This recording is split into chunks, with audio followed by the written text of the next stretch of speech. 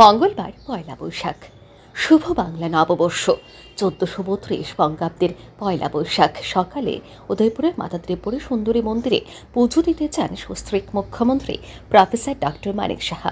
মাতা ত্রিপুরা সুন্দরী মন্দির প্রাঙ্গণে মুখ্যমন্ত্রীকে স্বাগত জানাতে উপস্থিত ছিলেন গোমতী জেলার জেলা শাসক তরিৎকান্তি চাকমা, বিধায়ক অভিষেক দেবরায়, বিধায়ক জিতেন্দ্র মজুমদার সহ অন্যান্য বিজেপি নেতৃবৃন্দ।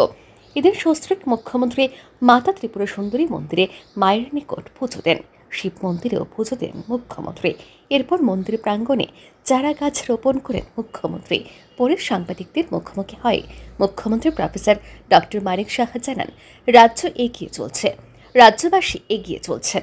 এ ধারা অব্যাহত রাখতে এবং রাজ্যবাসীর সার্বিক মঙ্গল কামনার্থে পয়লা বৈশাখ মায়ের নিকট পুজো দিয়ে এমনটি কামনা করেছেন তিনি। বাংলার শুভ নববর্ষ উপলক্ষে রাজ্যের সকল অংশের জনগণকে শুভেচ্ছা জ্ঞাপন করেন মুখ্যমন্ত্রী। বৈশাখ এবং আজকে শুভ নববর্ষ আমরা সবাই জানি বাংলা ক্যালেন্ডার অনুযায়ী। তাছাড়া জনজাতি যারা আছে তাদেরও কিন্তু বিভিন্ন নামে নববর্ষ আজকে।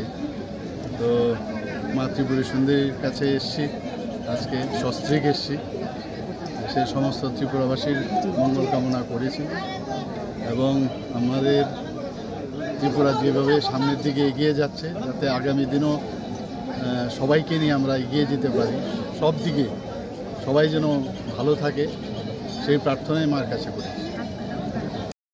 এদিন মুখ্যমন্ত্রীর সফরকে কেন্দ্র করে উদয়পুর শহর সহ মাতা ত্রিপুরা সুন্দরী মন্দির প্রাঙ্গণে নিরাপত্তা ব্যবস্থা ছিল চোখে পড়ার মতো।